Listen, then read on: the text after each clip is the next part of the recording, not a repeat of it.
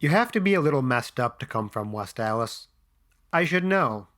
I've lived there my whole life. The city has always had a negative connotation associated with it. Dirty, poor, white trash, you name it, that was us. So much so that the moniker of Dirty Dallas was how we were defined by the rest of the cities around us. Whenever anyone from out of state would ask me where I'm from, I just smile and say Milwaukee, because one, that's a more recognizable city. We've got the Bucks, socialist mayors, and red letter media. And two, so I could swallow the shame of being from somewhere that was routinely looked down upon. Dirty Dallas. Enough to put a damn chip on your shoulder. People are molded by their environments, you see. A lot of kids I hung out with were like that.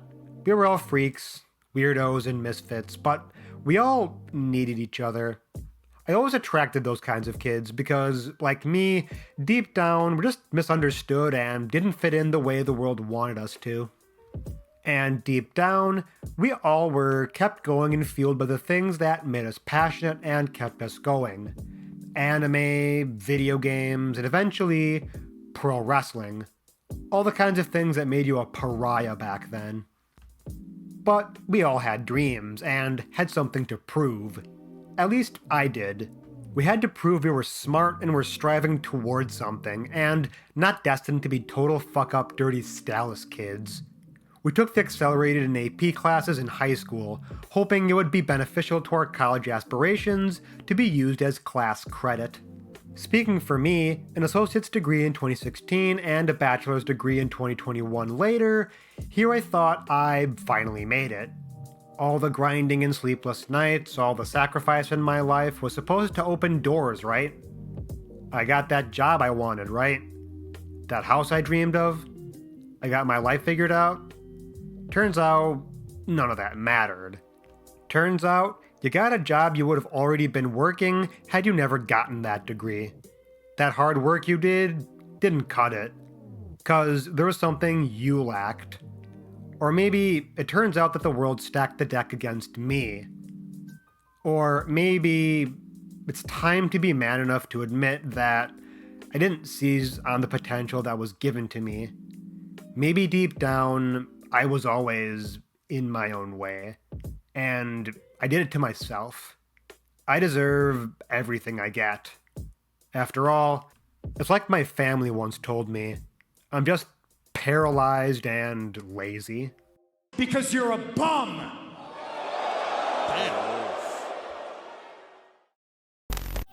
Let everybody dive off. It's a good time. You ready, Willie?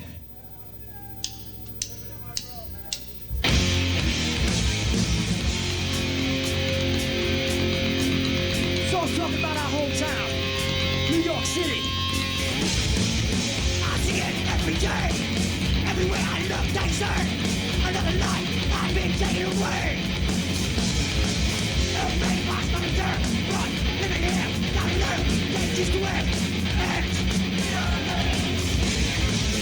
say your prayers, I'm wrong, I'll be you. Don't look trouble, sometimes jump right to me. What can you do? Fight don't exist. Big fight or escape, not dead. People don't seem to think. They can't see how easy it is to say so big. And this is not dead to me. Whoa, I'm in the air. Don't look trouble. Sometimes I'll find you in. What can you do?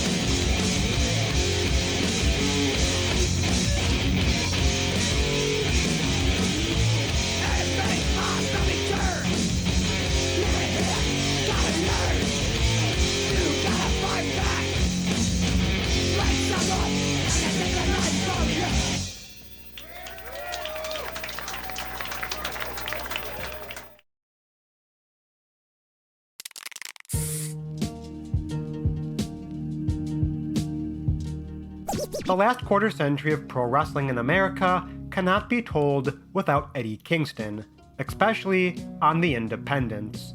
Despite not being as prolific in the greater wrestling zeitgeist the way Bryan Danielson, Samoa Joe, AJ Styles, or the Young Bucks were, his career spans just as long, and his footprint is deep enough that if you can name a promotion, he's most likely wrestled for it, and probably had considerable beef with one of the guys in it. Ring of Honor, PWG, CZW, Chikara, IWA Mid-South, the list goes on and on. His career is a who's who of opponents that have all helped weave the tapestry that is the wrestling landscape we all appreciate today. But for Kingston, whatever the reason, never really got his big break the way his contemporaries did. He didn't have the body that would catch the eyes of, say, a WWE, where chiseled giants were more often than not the world champion. He didn't have the most death-defying moveset that would dazzle the eyes with their gravity-defying grandeur, nor did he have the catalog of holds and submissions that would make him a grappling genius.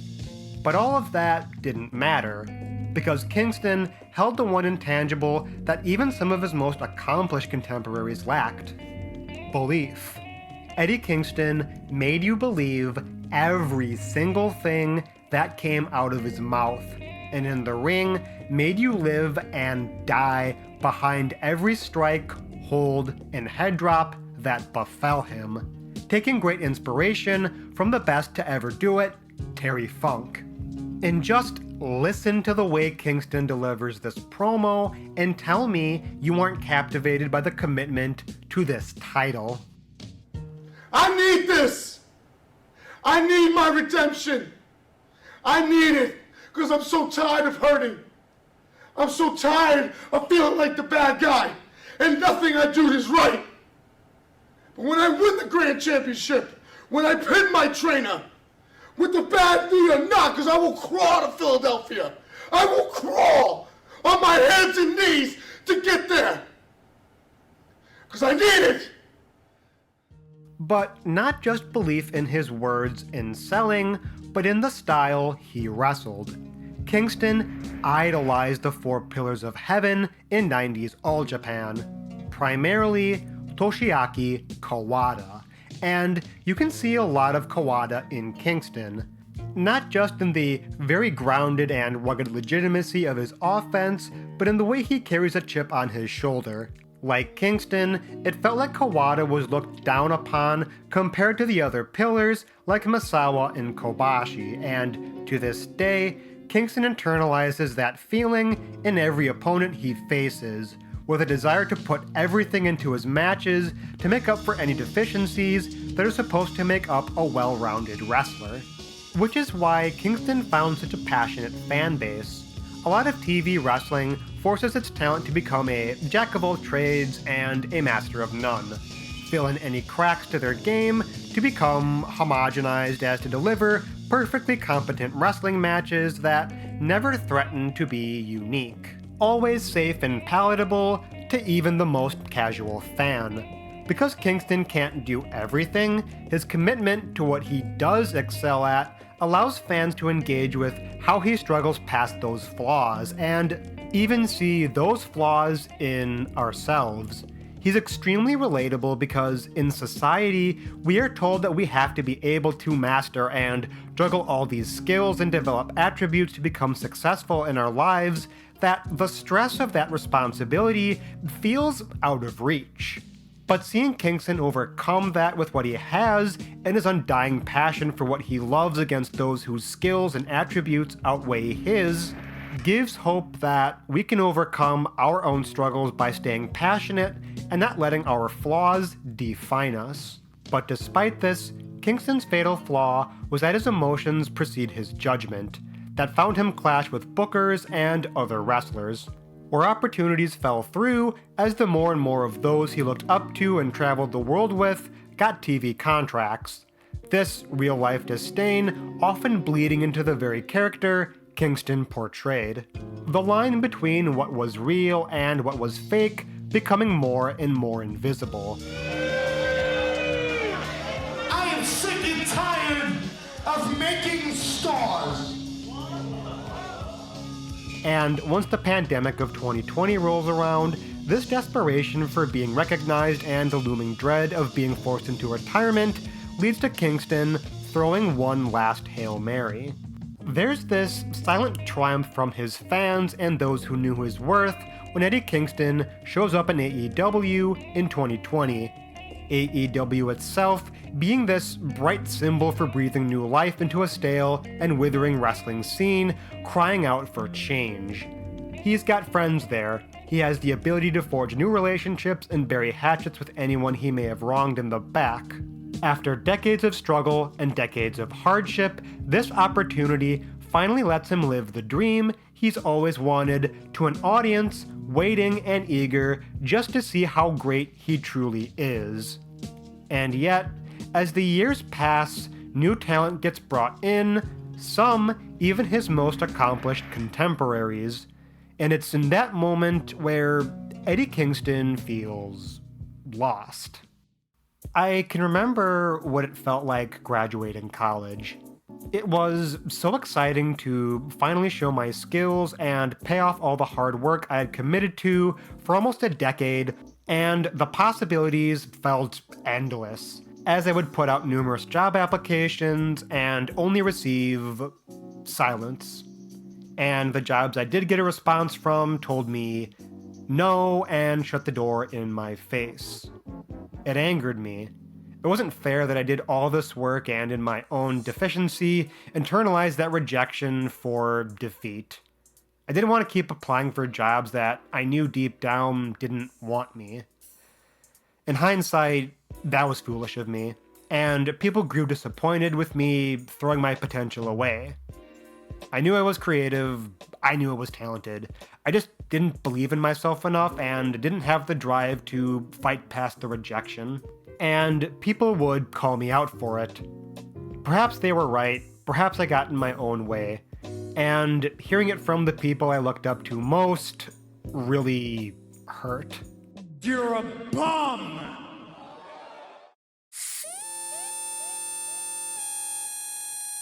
I will never forget the promo CM Punk and Eddie Kingston had on AEW's Friday night show, Rampage. On a cold November night in 2021, CM Punk, a man that was so instrumental in the development of independent and American pro wrestling over the decades, and a man at one point Eddie Kingston looked up to, rips into Kingston with a kind of cold, harsh truth that etches itself into your soul and cannot be removed. The words cut like razor blades and bite like shark teeth. Punk informs Kingston of the greatness so many of his peers saw in him and the disappointment he feels that the potential is being squandered. The line, "You're a bum," from Punk to Eddie hit me like a Mack truck. It felt so real and so heartbreaking because I've had similar words spoken to me. Not out of anger, not out of spite, but out of sincere worry and fear that I was never going to attain any modicum of success. Because I was my own greatest enemy. My own self-destructive behavior was my enemy. And you know what? Punk was right. In their feud, Eddie loses to Punk.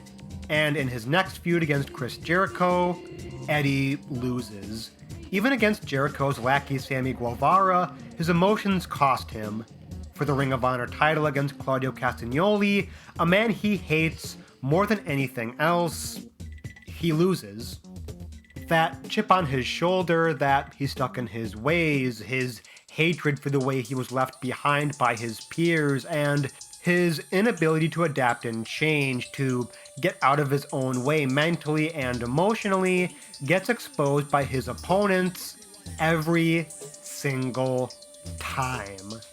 And I'm not gonna lie, it always hurt, because I saw myself in Eddie.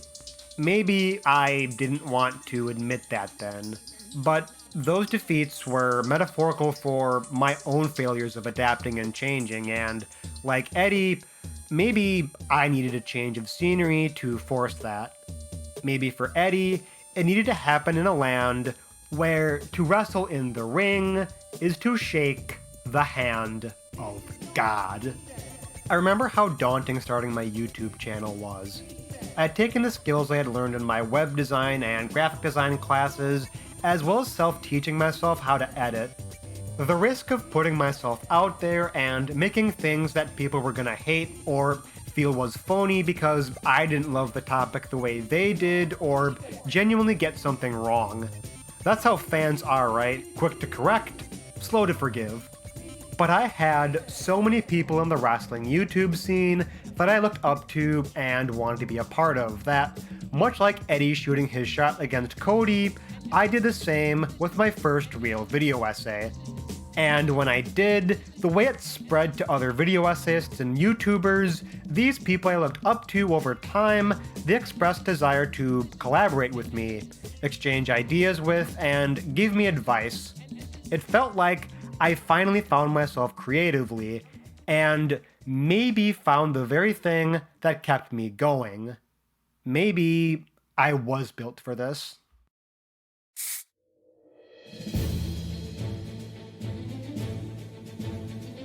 The round-robin tournament are ones in which there are two different blocks.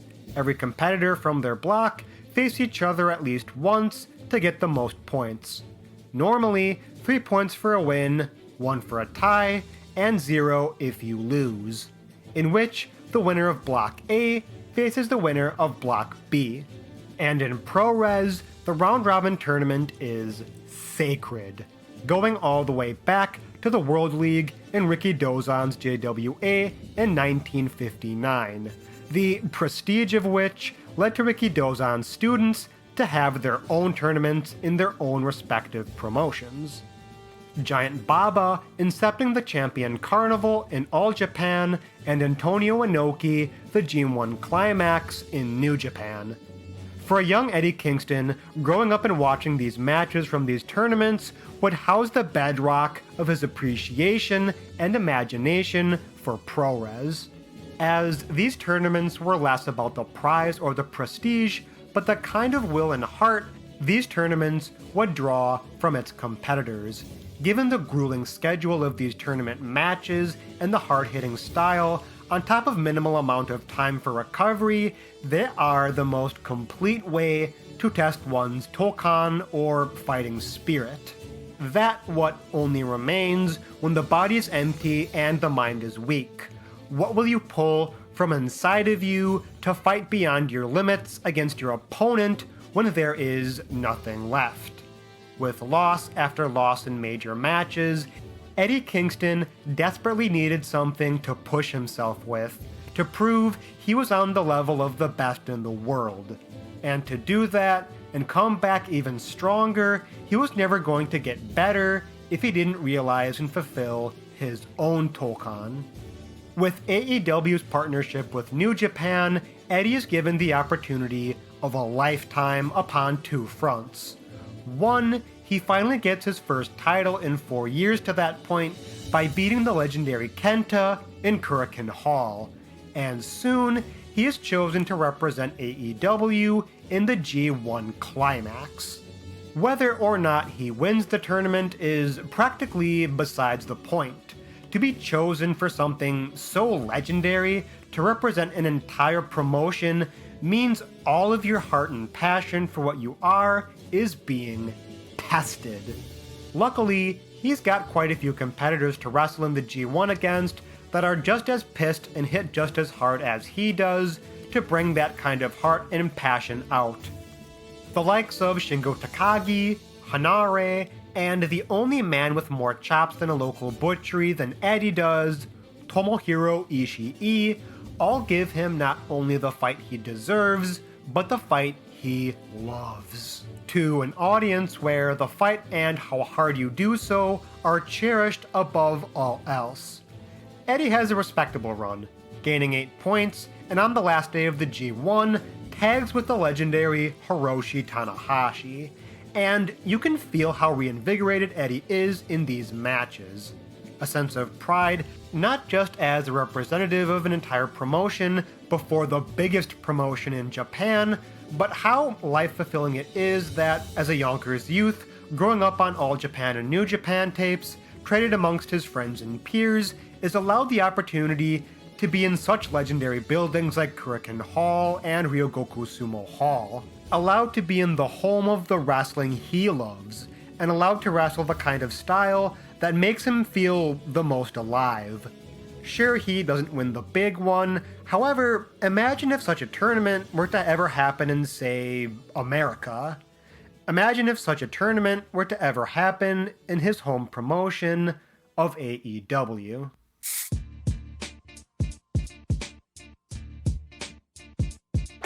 November 11th, 2023. President of AEW, Tony Khan, announces the Continental Classic, a month-long round-robin tournament in which the winner of each block will contend for the newly incepted Continental Championship. In the time of the announcement, Eddie Kingston has been on the hottest streak of his career, defending his New Japan Strong title against genuine legends of pro-res like Katsuyori Shibata, Satoshi Kojima, and Minoru Suzuki, as well as finally besting his harshest rival in Claudio Castagnoli to fulfill his dream as Ring of Honor World Champion. Kingston is a shoo-in to be competing in this tournament. However, for Eddie, if he thought battling in the G1 was a struggle, the entire block he's competing in is nothing if not an absolute killer's row. Not just because they're all looking to break out, prove something, or find themselves again, but Kingston has had history with almost all of these men. There is Brody King, the Hound of the House of Black, a man on the precipice of being the breakout member of the group. Compared to everyone else here, being 6'6" and 290 pounds for sure makes him the most physically intimidating competitor. But also, he's beaten Eddie Kingston several times. There's the Mexican phenom, Andrade. He's stagnated for a while now, praying for an opportunity to show the world he still has it and can stand in the ring with the best in the world. A curious matchup for Kingston, given his unfamiliarity with facing him. Daniel Garcia, a young man Eddie sees a lot of himself in. Bitter, hungry, and desperate to show the world what he has, and will gladly die for that opportunity. And even if Eddie has beaten him in the past, it's for those reasons that make him even more dangerous to Eddie in this scenario. Claudio Castagnoli, a man whom Eddie is destined to do this forever with. And given how much Claudio has bested Kingston in the past, the idea that his win against him for the Ring of Honor World title was a fluke will make Claudio even more emotionally charged going into their match. However, for all the men who are in this block of the tournament who are going to be challenges for Eddie, only one is an absolute nightmare. Bryan Danielson. Bryan Danielson and Eddie Kingston have history. Friend of the channel, Squill of Wrestling with the Narrative, has a comprehensive deep dive of the rivalry they've endured. But for the purposes of this section, compared to Eddie, where he built his legacy primarily on the indies, Bryan Danielson has long since risen from his status as the plucky underdog of Ring of Honor and the Yes Movement in WWE to cement himself to wrestling fans as the greatest of all time. And Eddie Kingston disagrees with that wholeheartedly.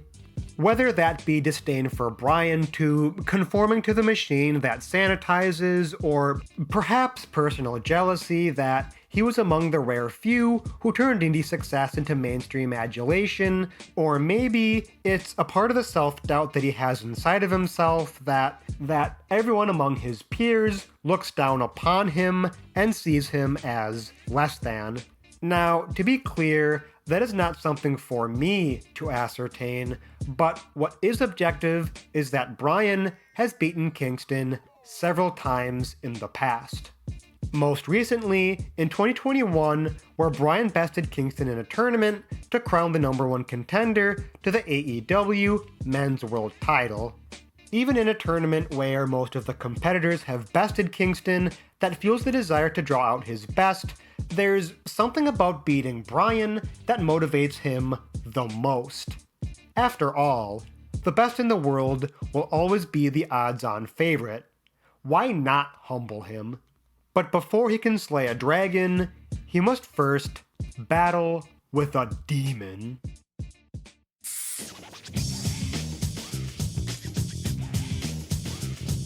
In a tournament of killers, no opponent was possibly a worse opening match for Kingston than Brody King. For as hard as Kingston hits, Brody hits harder. For as big as Kingston is, Brody is bigger. And for as violent as Eddie can be, Brody is violence personified. No matter how hard Eddie throws chops to stunt and stumble the beastly Brody, he comes back even harder, turning the match less into a competitive bout and more of a war of attrition. Brody in this match is less of a man and more of a prodigious puzzle. For his part, he sells in the way most befitting of a big man. Tank the most powerful shots, utilize his size to ensure that any major bombs get thwarted, and for as many weapons as Brody can fire, Brody only needs one. The corner cannonball, running cross-body, the senton splash, all are incredibly devastating maneuvers that, for Eddie's part, sells like death to put over how destructive of a man Brody is, and how hard he has to fight to stay in the match. This all helps to make Kingston's plight to turn the tide all the more palpable to the audience, who chant his name and beg for any bit of offense that can be ensured. But Brody makes none of it easy, as early powerbomb and exploder suplex attempts show that Brody is just too much man and has too much fight in him to let such meager maneuvers falter him. One moment in particular that I really love is how much fight gets put into Brody attempting a superplex. A move that feels all too common in today's wrestling is given this enormity based upon how much fight both men put into it, giving you the belief that this risk Brody is putting into the move is finally the moment where Eddie can finally get into the driver's seat. But this is proven to be null and void when Brody, after much struggle, collapses Kingston in cries of pain, executing the move. It isn't until Eddie scouts a big boot by Brody and flattens him with a desperate lariat that Kingston finally turns the tide, paying tribute to his Japanese heroes with machine gun chops, spinning back fists, and more simple moves like the DDT. But none keep Brody down for long, as Brody does what he does best, dish it out just as hard as he takes it. If Kingston is to topple the tattooed titan, he needs something much bigger. Eddie finally launches Brody with a thunderous exploder, half and half suplex, and Saito suplex that gives Eddie the much needed offense to shift the momentum into his favor. But still, Brody King kicks out. Brody is no man, he is a monster. The finish of the match sees Eddie firmly with his back against the wall, refusing to give, yet out on his feet as Brody pounds him relentlessly. One defiant Hurricane does little but fire Brody up enough to hand Eddie his first loss in the tournament with a Gonzo Bomb. This is a great match, filled with everything I love about wrestling. Not just as a hard-hitting slugfest where each shot is meaner than the last that gives way to an exhausting war of attrition, but that every piece of offense fought over feels so monumental, and whether or not it gets successfully delivered makes the audience live and die on its attempt. Each man selling the devastation and struggle of such major pieces of offense feels believable as the kill shot that wins them the bout. Tonight, for Eddie Kingston, life is hard, but for Brody King, he is harder. In a backstage promo, Eddie assures himself that to be humble in victory is to go hand in hand with being humble in defeat. Wise words to live by, especially when he knows damn well who he has to face next.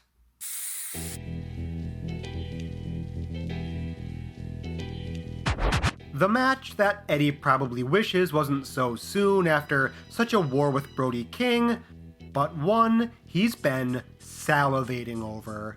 And it's a war nonetheless, not just of physical attrition, but of mental attrition. Because Bryan Danielson in this match is such a petty bully here, preying on Eddie's emotions, being chippy with leg kicks, taunting him to keep advancing, hiding in the ropes to force Eddie back, and forcing him to roll on the mat to grapple. The kicks themselves inform an interesting story and dynamic between the two, on two fronts. One, it informs the audience that Bryan's dominant strikes involve his legs and feet, kicking away at Eddie's legs to generate a weakness to be the focus of his strike exchange, in contrast to Eddie, whose hands are just as lethal and scintillating. And two, to be a tool that gets into Eddie's head.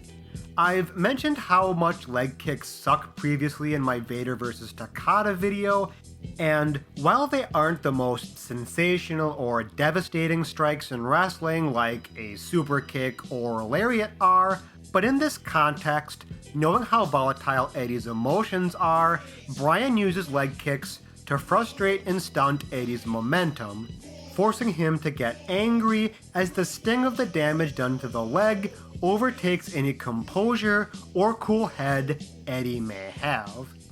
This is seen most readily in how one specific leg kick on the apron causes Eddie to fall onto his brawling as he drops Bryan on his head and lights Bryan with chops on the outside. But Bryan is playing the long game, letting Eddie punch himself out and run on his emotions. As the match continues and Eddie relies primarily on throwing hands, it's Danielson who utilizes his strikes to be petty, going for shots to the midsection and returning to his leg kicks to piss Eddie off into going for something desperate to give Bryan an advantage. And it works, as his kicks force Kingston to attempt a suplex that Bryan reverses into a signature label lock. It's brilliant psychology that shows how multifaceted Bryan is in his offense to try and goad Eddie into falling upon his weaknesses and exposing his emotions to Bryan's favor, to force Eddie to focus solely on his brawling without a sense of strategy, whereas Bryan had him beat from the beginning and Eddie never knew it.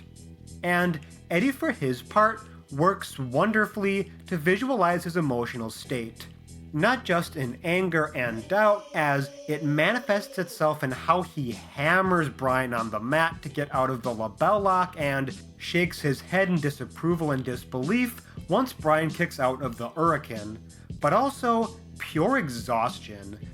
There is this great little moment that commentary mentions when Eddie goes for a vertical suplex, and given the expenditure of energy he's exerted in the match, the pin he attempts on Bryan is lackluster. It goes to show how much Bryan has forced Eddie to punch himself out and go for big bombs early, in contrast to Bryan's measured and methodical pace, where Eddie can't even follow through on his major offense. Now, it's Bryan's turn to put his foot on the gas. Bryan's offense following this is lethal.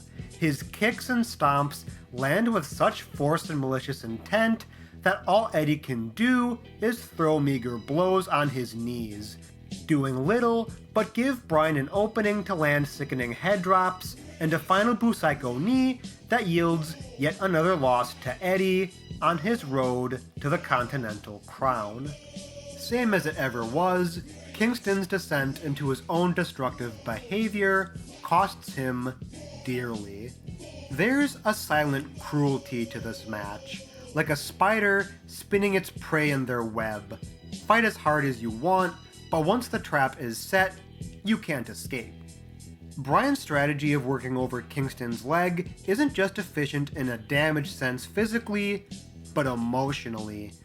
The pettiness and annoyance of Bryan continually peppering his leg with kicks and forcing Eddie to lash out in anger gives Bryan the opportunity to use Eddie's emotions as an opening, whereas Bryan is calm and collective and keeps the pace to his advantage. However, this doesn't mean that Bryan was completely in control here. There are moments where Eddie does feel like he's mounting impressive offense that forces Bryan to rethink his strategy. His bombs land with efficiency and intent, and Eddie's able to get several near falls on the dragon, but can never truly follow it up. It's almost as if at a certain point, Bryan just lets Eddie beat himself by making predictable mistakes and never being able to adapt in the same way Bryan does.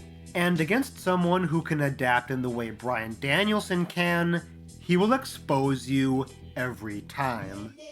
If this match is anything, it's a reminder that Kingston's greatest weakness isn't that he's physically weak or can't go the distance. It's that when he is tested mentally against those who would expose his emotions, he loses every time. But more cruel than Bryan picking Eddie apart the way he does in this match is what happens after the match, and a familiar barb is thrown at Eddie. I've always been an emotional person. That's both my strength and my weakness. Be it a temper that I inherited from my mom, or something else from my dad, or even a combination of the two, I really can't say. But it's always been something that I could never really shake. Some days, I would get so mad that I'd punch the wall until my hands bled, or so sad that I'd shut myself out from people and just lay in my room for hours on end, staring at the walls. And because of that, it always felt like I was getting in my own way. My own head kept me from seizing my true potential, and when I attribute that to my craft with these videos and feel like I come up short when compared to my contemporaries, I think, how come I'm not as good as them, or why can't I just fucking focus and make videos faster? And that's when I creep back into my own head and my creative and personal life suffers. I think it's because I'm too passionate. You know, my dad would say whenever he'd raise his voice, I'm not angry, I'm passionate. And I get it now. If you're not passionate about something that matters to you, why are you even doing it?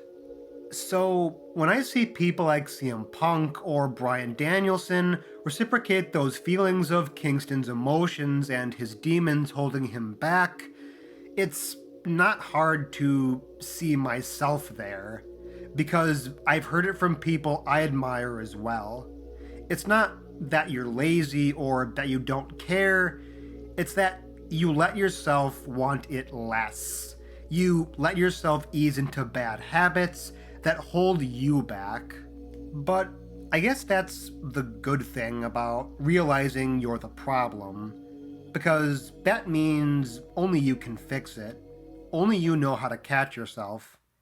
And for Kingston, he knows where his status in the tournament is, and in a backstage interview following his match with Bryan, he proudly proclaims that he's not gonna be the old Eddie anymore.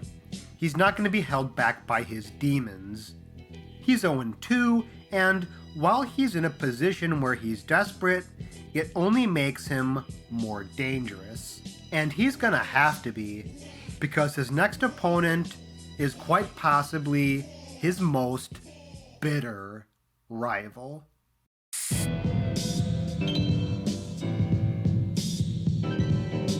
The desperation and focus Eddie has adopted following the 2 losses in the tournament manifests itself in how hot and hard Eddie comes out of the gates in this match.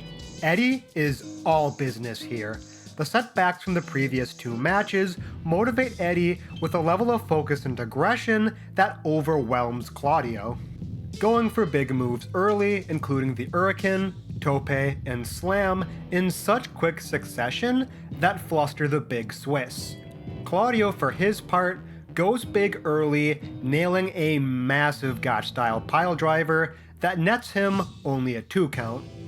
This is a great way to open the match, as it exemplifies not only the constraints of the time allowed in the match, as mathematically, Eddie cannot afford a tie, but also the intense disdain both men harbor for each other, given their histories. They've done this dance far too many times, and because of that, any idea of a feeling out process would feel needless, as both men have something deep to prove. Not only in the tournament, but to each other, and prove it with the heaviest of hands.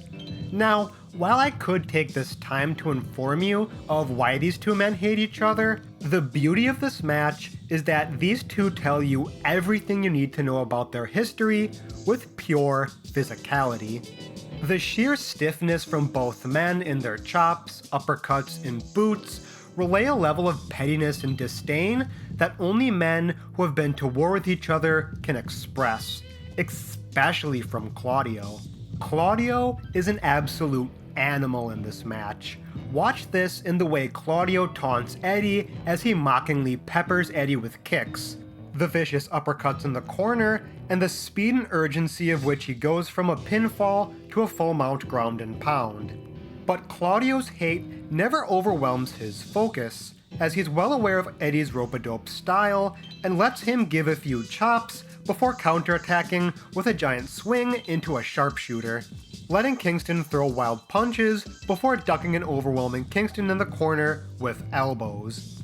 Eddie in return, selling beautifully for Claudio, stumbling about the ring, visualizing the out-on-his-feet struggle to remain vertical. Forever a student of the late great Terry Funk. It isn't until a lapse in judgment from Claudio, letting up to allow Eddie to fire back on him, that Eddie finds his second wind, following up every major maneuver with a swift pinfall. There's an urgency to everything he does here, stringing together offense in quick succession, as seen in his combo of Enziguri, Exploder, and Uranagi maneuvers, and following up pinfalls with continued momentum, as seen when Kingston nails a lariat and when Claudio kicks out, Eddie is quick to slap on the stretch plum. This all shows how Eddie has matured within the last two bouts he's had, never letting the frustration of never getting the pin overtake him, and continuing to keep the foot on the gas to overwhelm Claudio. There's also this great little moment Eddie displays where you can visually see Eddie compose himself. You can feel that he's fuming over the stretch plum not working, but he's letting his cooler head prevail the way he nods his head in understanding towards the ref before staring daggers back at Claudio in pure steel focus.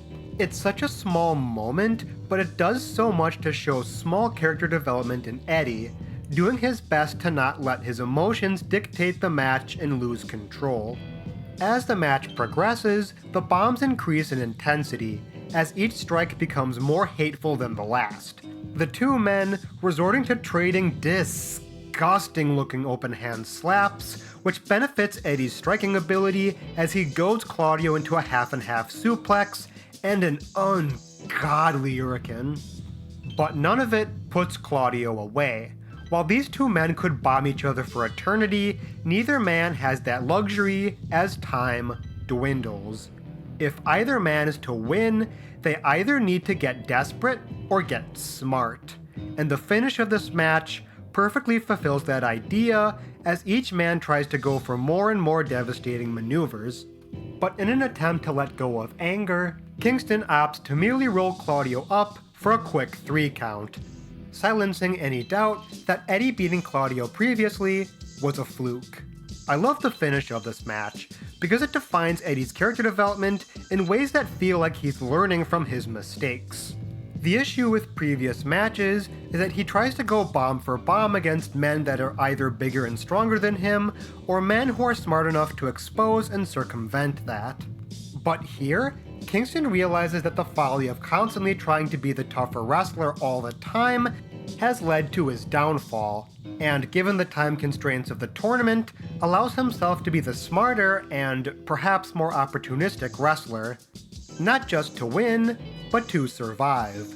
Because at the end of the day, whatever keeps him alive in the tournament is all that matters. A win is still a win, and 3 points is 3 points. But one cannot rest on such laurels, nor be their primary focus, as Eddie in a post-match interview doesn't even take time to reflect on his victory, as he is laser-focused on what's next, and in a curious omen, blames Bryan Danielson for whatever violence comes their way. Because of Bryan Danielson, this bum is on the road to becoming a contender.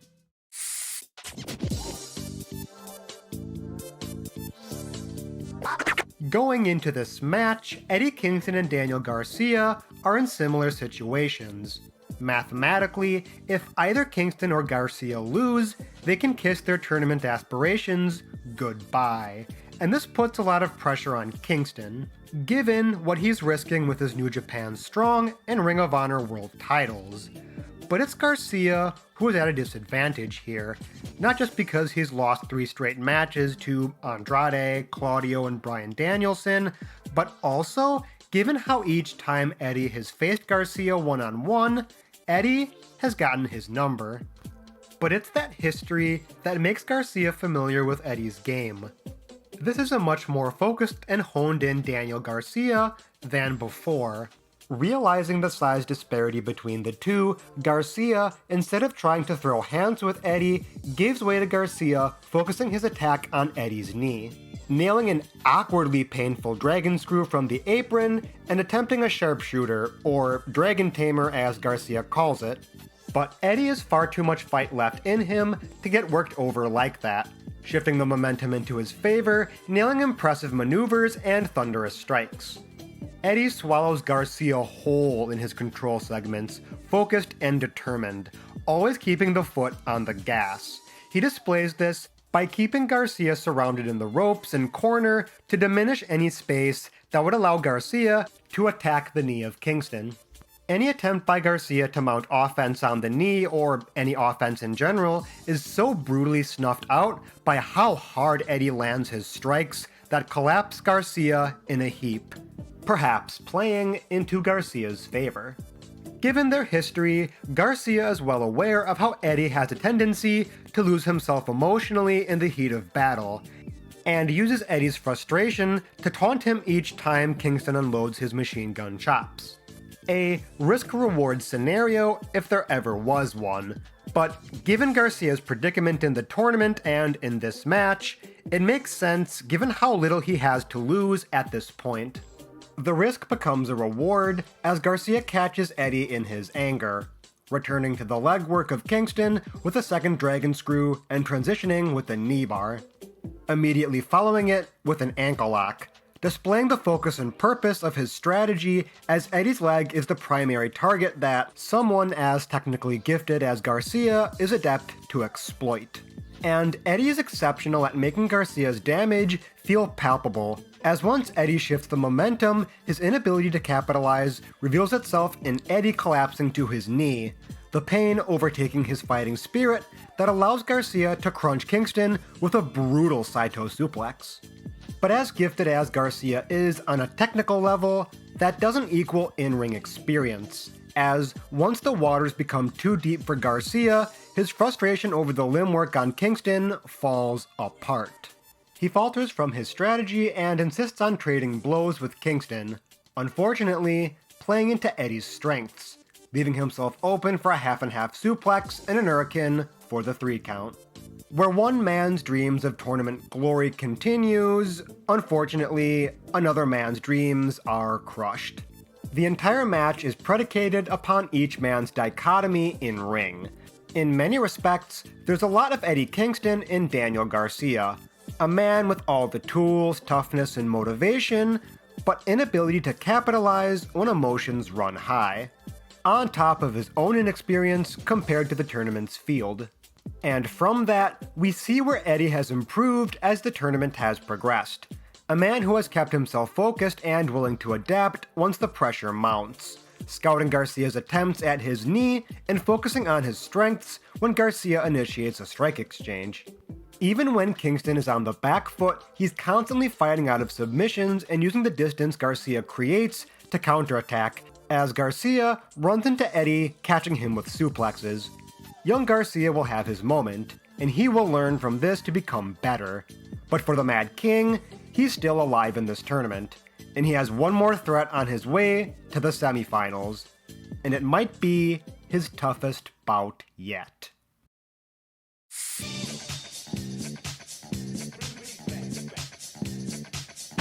Andrade has been the secret killer of the Continental Classic.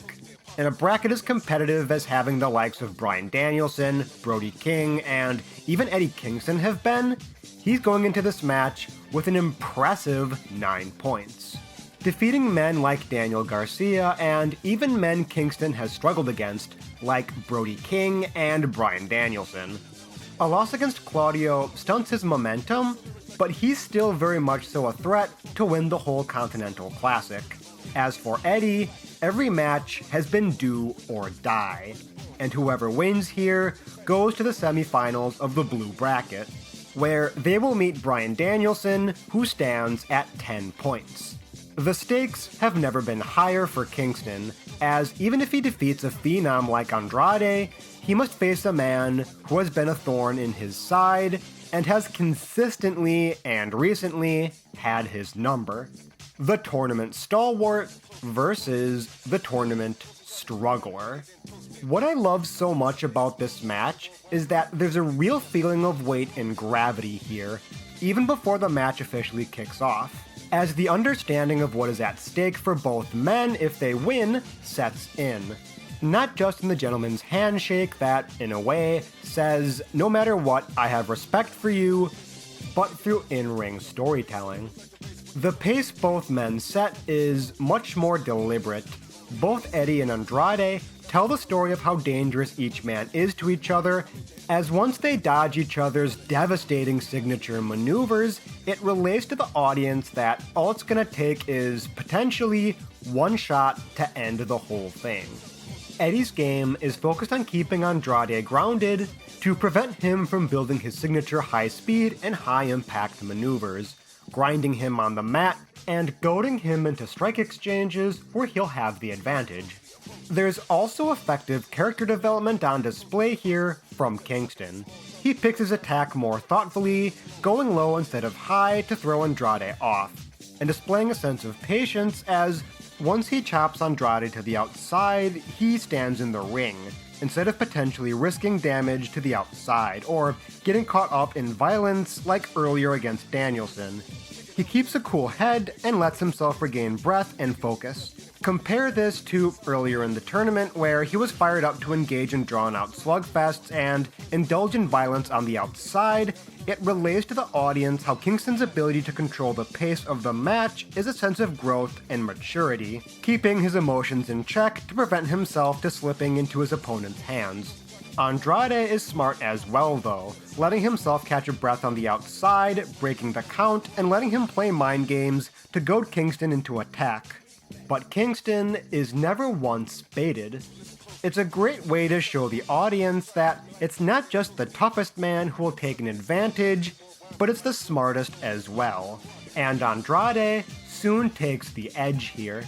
Scouting Garcia's attack on Eddie's leg from the previous week, nails Kingston with a dropkick to the injured knee, and follows with a dragon screw. There's such an overwhelming sense of confidence that emanates from Andrade. He never once feels frustrated or displays that the match is slipping from him. Merely, he cranks up the temperature of his maneuvers accordingly to control the pace. Andrade slowly building up to more and more devastating moves, crushing Eddie's face in the corner with running knees, and his Eddie Guerrero tribute of the Three Amigos, forcing a desperate near fall from Kingston. Equally desperate is when Kingston goes for an anti-air on his injured leg, creating space between the two to slow Andrade down. As Andrade paid tribute to his hero, so too does Eddie Kingston as he unloads with Kobashi machine gun chops and Akiyama exploder. But the damage Andrade has done stunts Kingston's ability to capitalize, as the damage to his knee forces him to slow down and sacrifice ample time to recover, which gives Andrade the opportunity to really crank up the pace with a duo of moonsaults. It tells the story of how Andrade's ability to dictate and work Eddie's weaknesses as well as capitalize on the distance created favors Andrade in the way he's worked the match. Andrade has been a lot more efficient in his strategy than Eddie, and Eddie does a great job reciprocating that story being told, as even when Kingston nails a devastating maneuver, he's slow and in pain transitioning into the next move, putting over how much damage Andrade has done to his knee, giving Andrade plenty of time and wherewithal to counter and escape. His signature back elbow and figure 4 portending doom for Eddie's tournament chances. Kingston needs a miracle, and luckily for him, he has the greatest miracle a man can be allowed in this sport: a mean-ass right hand. Catching Andrade slipping, Kingston unloads 2 toxic hurricanes and a head drop, 1, 2, 3. Eddie Kingston slays yet one more giant, the odds defied, if not for one more night as he ascends to the semifinals. And his dreams feel so much more in reach than what a few short weeks ago would have told him. His spirit, tenacity, and heart has brought him to this point. This is a great and deliberately paced bout. Every bit of offense feels meaningful in the escalation of the action. The way both men set up how dangerous each other is fulfills itself as once those moves build in intensity, their execution feels enrapturing. Once Eddie fires off those back fists or Andrade nails that back elbow, they feel so devastating given how much fear both men put into them at the beginning of the match. And that ability to pace themselves tells their own unique stories and how each man approaches each other. Kingston, for his part, feels a lot more mature and dialed in the way he refuses to play into Andrade's mind games and keep him grounded to avoid an escalation of offense. But Andrade equally paces himself expertly, as his attention towards Kingston's leg and the confidence he displays keeps him in control and gives him an advantage that, even when he's being subject to the wrath of Kingston's suplexes, the damage has already been done and can scout Eddie Kingston's offense effectively. It all comes together to show how it really takes one massive shot or a string of brutal offense to turn the tide in the other's favor. And whoever can play the long game and survive, the victor. Either man could have won tonight, but destiny rests its hands upon Eddie Kingston's shoulders, if for but one more week. The road to precious gold and the fulfilling of dreams of a triple crown now feels possible for Eddie Kingston. But it is not written. In what feels more and more like a fairy tale or epic myth being fulfilled, it is fitting then that what guards the gold that Eddie Kingston seeks so much is a dragon.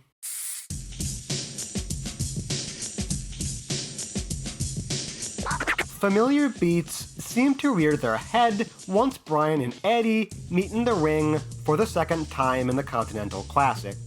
Bryan using emotional and mental manipulation as he dipped his head behind the ropes and tries to land leg kicks. But for Kingston, none of this gets to him as a cool head and a patient demeanor catches Danielson, checking his kicks and not pursuing when Bryan is between the ropes, as he delivers a Saito and dive to the outside. Kingston keeps the momentum going by unloading on Bryan to the outside. It sets the tone and story of the match so effectively, while also highlighting character development for Kingston. Knowing what worked for Bryan in their previous match, Bryan attempting to bait Kingston into exposing himself with his temper, and does what he can to make him falter early.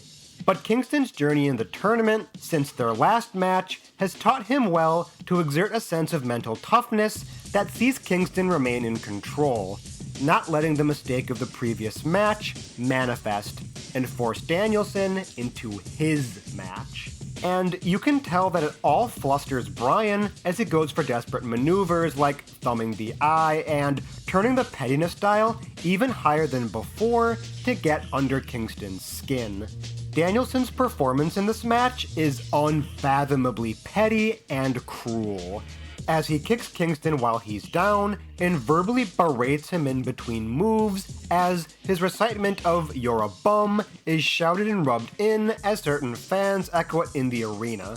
It all functions as an extension of the manipulative strategy to do whatever possible to force Kingston into his match and pick him apart like in their previous bout, as the way Kingston visualizes the pain, both physically and emotionally, keeping it together as he attempts to tank each shot, displays how much strength and toughness it's taking to not completely lose it. It is also in this moment where a major weakness reveals itself in Danielson. Whereas Eddie deploys a more focused and controlled demeanor in his control, Bryan is consumed by the torment he enacts upon the Mad King. Instead of a meaningful plan of attack like in their previous match, Bryan takes his sweet time to parade his smarmy bullshit in between offensive maneuvers. This is most evident where he has Kingston's legs locked in a surfboard position, but instead of enacting the maneuver or immediately slamming the knees and working from there, he just points and yells he's a bum. Or when Bryan creates an opening by working the arm and nailing a DDT. Instead of pursuing, he gloats to the crowd and attempts a high-risk maneuver that Kingston inevitably makes him pay for. Bryan believes because he knows how Eddie thinks and acts, he can coast off of his past experience to beat him with psychological warfare. But this is not the Kingston from a few weeks ago, nor is this the one he always thinks of. If Bryan is going to play, Kingston is going to fight. And it's not just in the control segment where we see Eddie really put it together in his lethal and devastating machine gun chops, each one more thunderous than the last. But it's also in the ways that he's able to scout Bryan.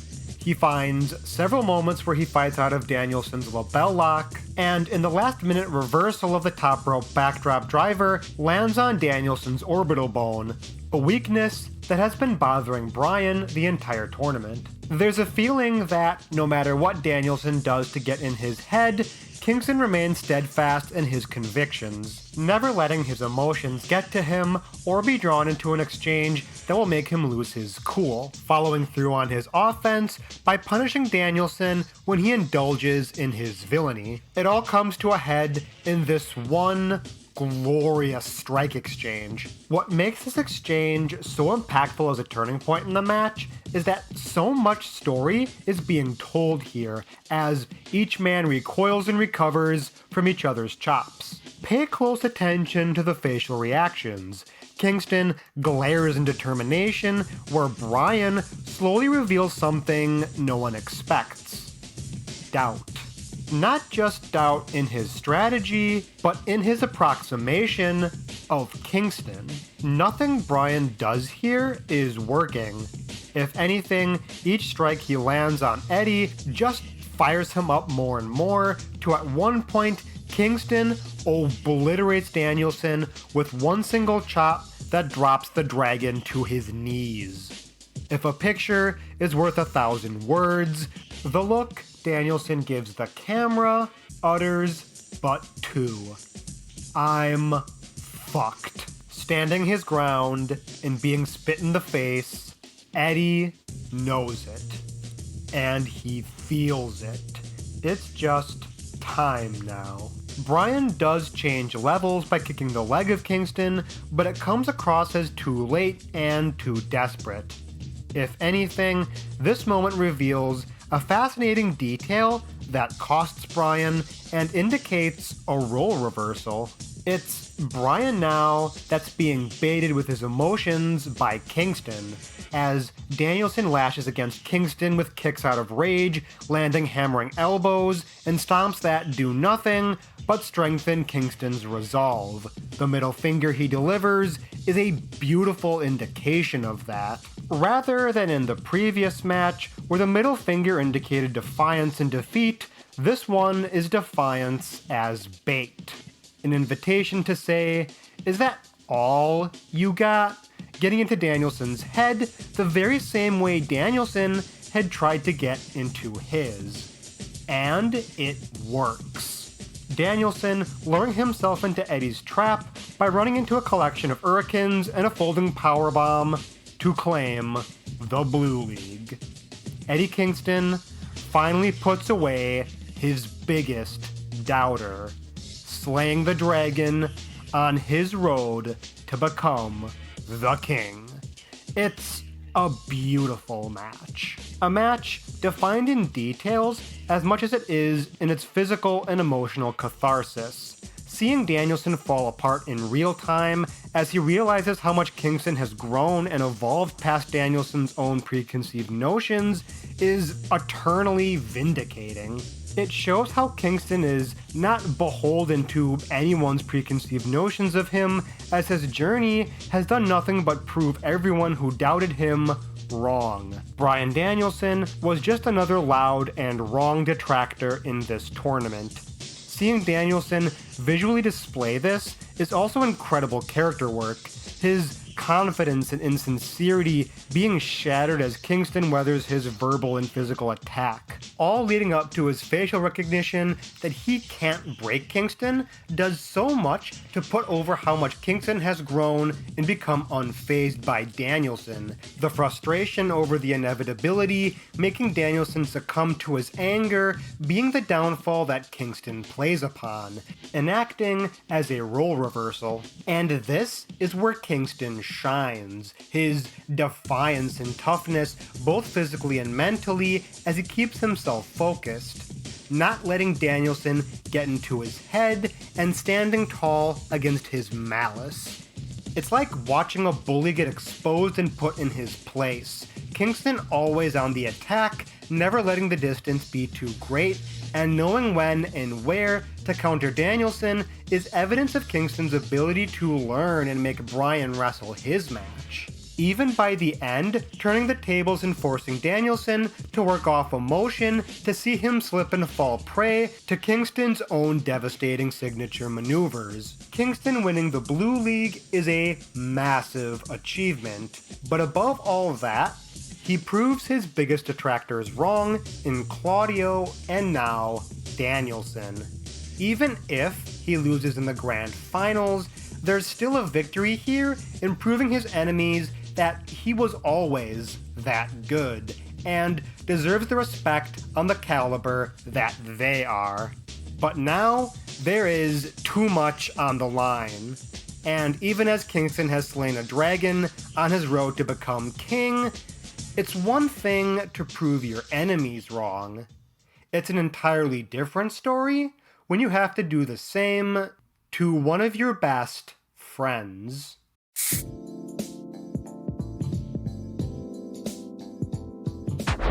Jon Moxley is many things in AEW. He was one of the first major signings to jump from WWE to AEW. At this point, he held the men's world title 3 times for a combined 347 days, beating a who's who of competitors including Chris Jericho, Hiroshi Tanahashi, and yes, even the GOAT himself, Bryan Danielson. His ability to transition to a variety of styles including mat-based technical, violent brawling, and unhinged lunatic death matches make him a reliable talent you can put against anyone and have a great match. And when times are tough, he shoulders the burden of the entire company because he loves nothing more than AEW and the art of professional wrestling. He is the axis of which the entire promotion revolves around, and his selfless nature and ability to adapt makes him something that all wrestlers should strive to achieve. Jon Moxley, the ace of the world. And in the Continental Classic, while Moxley has faced his fair share of tough opponents, has been on a quite different road than Eddie's. While Eddie struggles, Moxley wins, and he wins, and he wins, and he wins. Despite but one blemish against Jay White, his truly dominant 12 points speaks volumes of the kind of honed tenacity and final boss aura one must have to succeed in such an arduous tournament. Given such accolades, there's almost an inevitability to Jon Moxley being here. He is a buzzsaw, a modern-day gladiator whose trail of broken bodies and collection of gold speaks for him louder than any of his words could muster. But Jon Moxley is also Eddie Kingston's friend. Even if Moxley aligns himself with men who doubt Eddie like Claudio Castagnoli and Bryan Danielson, and while Mox believes that Kingston can be too emotional, Moxley doesn't doubt Kingston. If anything, Moxley believes in Eddie.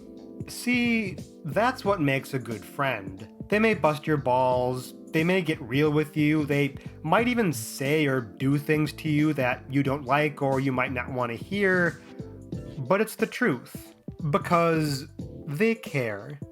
Their time in AEW proves that in their own emotional wars and mutual camaraderie in tag team settings that no matter what, there's a respect and appreciation between the two that only true friends can generate. No matter what, they're gonna watch your back. To that end, there's something here that Eddie has to prove that is much deeper than anything he could prove to men like CM Punk, or Claudio, or even Bryan Danielson. Because among the people in this life you can't let down is someone you call a friend. Especially when they believe in you that much. And in the end, it could only be Jon Moxley and Eddie Kingston. At the world's end is the ace and the king. Everything is on the line. Titles, victory, respect, and proving worth. Kingston's worth to his best friend to prove his worth to himself.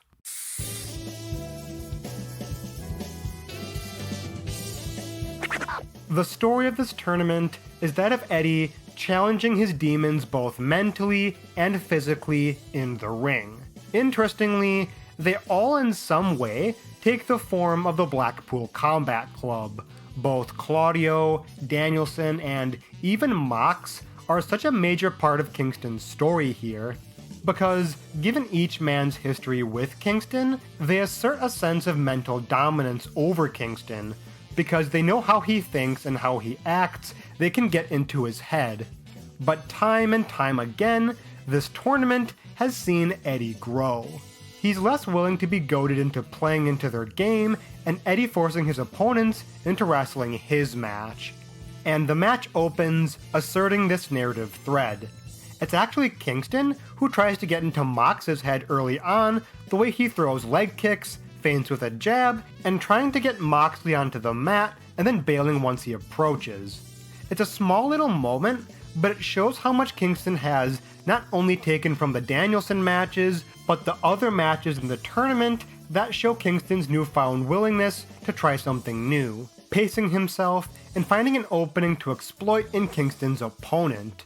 Instead of being the one whom their opponent plays mind games with, Kingston ends up being the one who plays with Mox.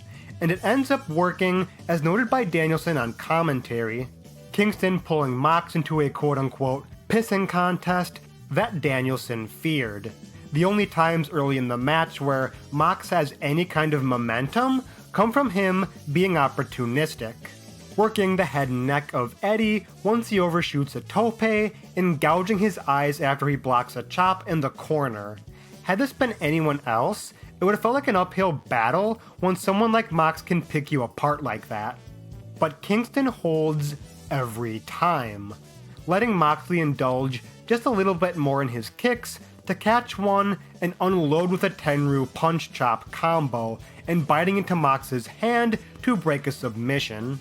The latter is something of a turning point in the match, where we see Mox really lose his cool with the sheer indecency of the act, falling into yet another strike exchange that Kingston makes him suffer for, each blow landing harder and harder upon Mox until one chop crumbles the ace.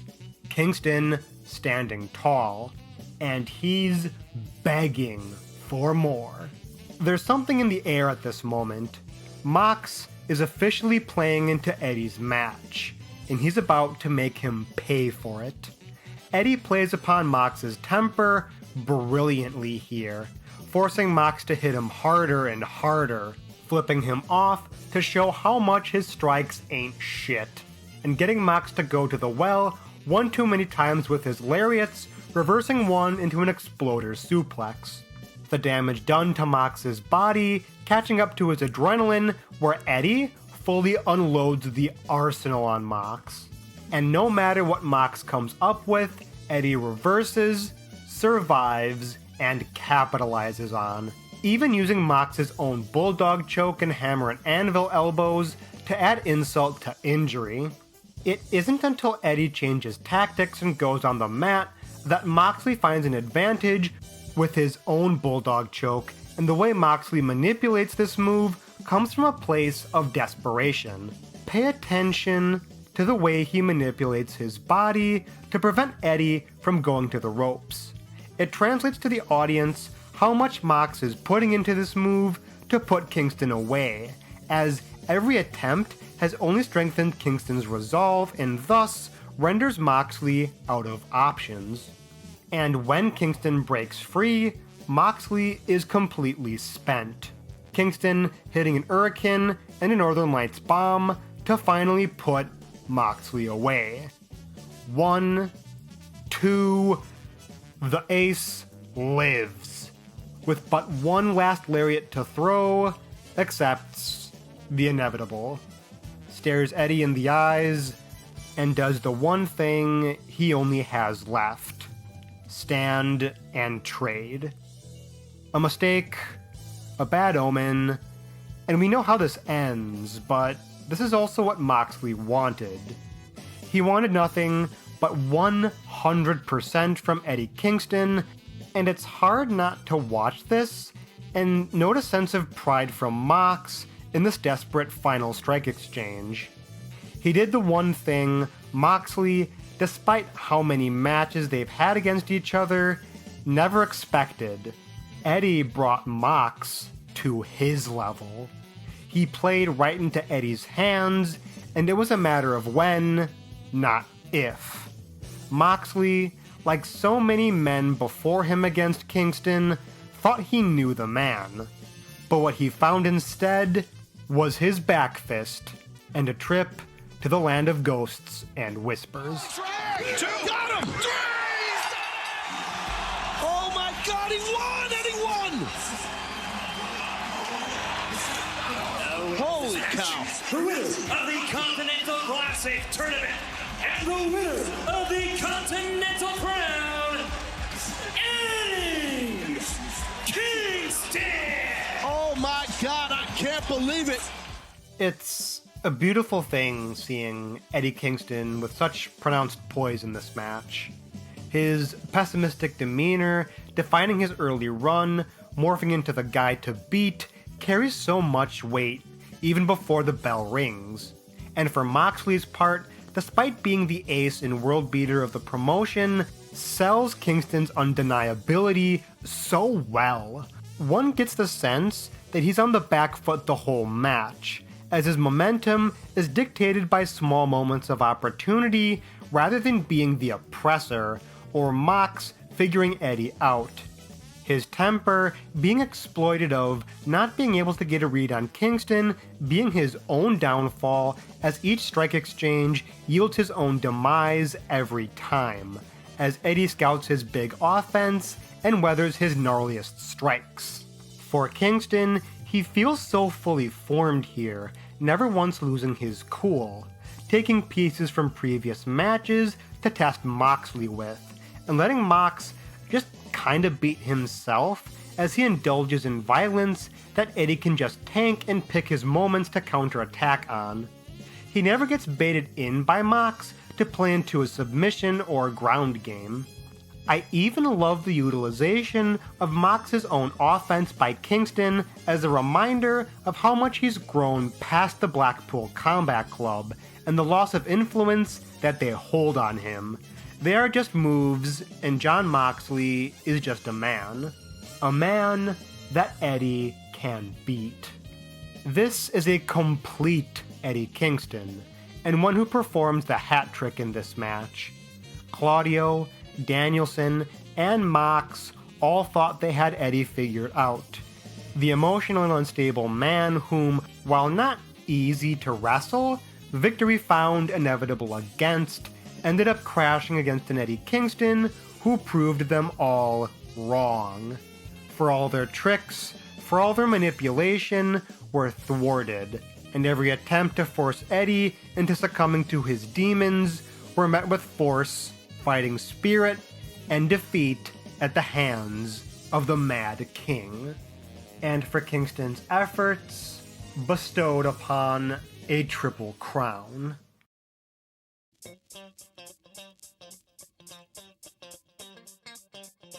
The Triple Crown, the symbol of All Japan's King's Road era.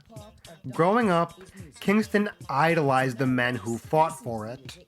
Mitsuharu Masawa, Kenta Kobashi, Akira Taue, and his hero, Toshiaki Kawada. But it is not just the crown itself that symbolized greatness. It was the fight, the passion, and the spirit that one would need to defend and hold it. And for Eddie Kingston, that fighting spirit isn't something cute you say, or a slogan you can just slap on a t-shirt. It's a way of life. Not just in the ring, but out of it. When Kingston had to grind on the indies, when all his contemporaries left for big TV contracts and was left behind, when said contemporaries doubted and mocked him to his face, when it felt like the world itself told Eddie to quit, Eddie tapped into fighting spirit. And it's not just about fighting in the ring to Eddie, it's about fighting when the demons of the world and the demons in his head conspire to torment and twist him. But Eddie proved that when you stay true to your convictions, when you believe in your craft, when you believe you can tell those demons to shut up, even if it's just for a little while, that is fighting spirit. And it's that fighting spirit that won him the Triple Crown. And while not of the lineage of his heroes, it's something a little bit more personal to him. It's a Triple Crown of his own creation, forged by his own destiny. A crown for the late bloomers. A crown for people who had to sell their possessions to afford groceries for the month. A crown for those who came from places that people don't know and don't care. Whether that's Yonkers, West Dallas, or any other place that isn't the big city that people know. And most specifically, a crown for those who were told to their face that they were lazy and unmotivated. A crown for those who maybe even internalized that, getting in their own way and being held back by their own demons, only to beat back said demons to prove those same people wrong. This crown was for us, the strugglers.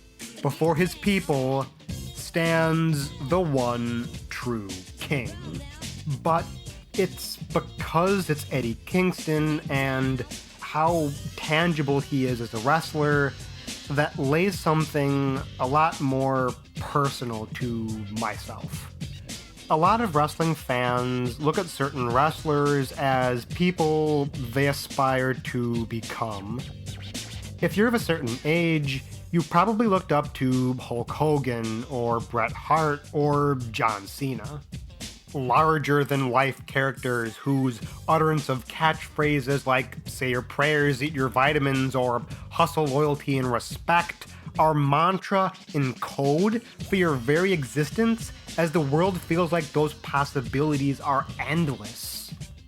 But then you get to an age where you realize that whatever the circumstances might be and experiences you face, that those dreams feel less and less in reach. That frustration at the world manifests itself in wrestlers that feel a bit more real, more honest, more like the people you know and people you see yourself in. Mick Foley, Sami Zayn, Eddie Kingston. Whether or not I wanted to admit it at the moment, I saw too much of myself in Eddie Kingston, all the potential in the world, and be it my emotions or mental bullshit holding me back, I wanted to blame everyone for it, as people around my age and younger saw more success than I did, and people close to me would call me out for it, for being lazy and unfocused. It would have been easy for me to stay angry and emotional, but the story of Eddie Kingston and his road in the Continental Classic taught me the most important lesson in my life. Let those people doubt you. Let them think you're nothing, and let them call you lazy or a bum. Because it's that fire that's gonna motivate you. And when you shut them up with your passion and your tenacity, the satisfaction isn't just limited to proving them wrong. As someone who's a dirty stylist kid, I can tell you, it's proving yourself right. Similarly, the story of Eddie Kingston is proof that success is not linear. It isn't defined by an ever-increasing line going up where each rung is something new and exciting, but merely a jagged and warped liminal space where flashes of success are often followed by halls of darkness. It may not come to you in your 20s, it might not even come to you in your 30s, but it will come. Your focus and commitment to what you love most and the craft that you pour yourself into. And that's not just me who has to tell myself that every day. That came from Eddie Kingston's own mouth. All you guys, and I know there's more. Andos is another one. There's a bunch of you. And I'm sorry if I didn't mention you and I follow you. I apologize. Trust me, I support you on your Patreons and your Ko-fi. But please keep going because you guys are the historians. Or perhaps that was just his long-winded way of saying, the world is cold. Bundle up.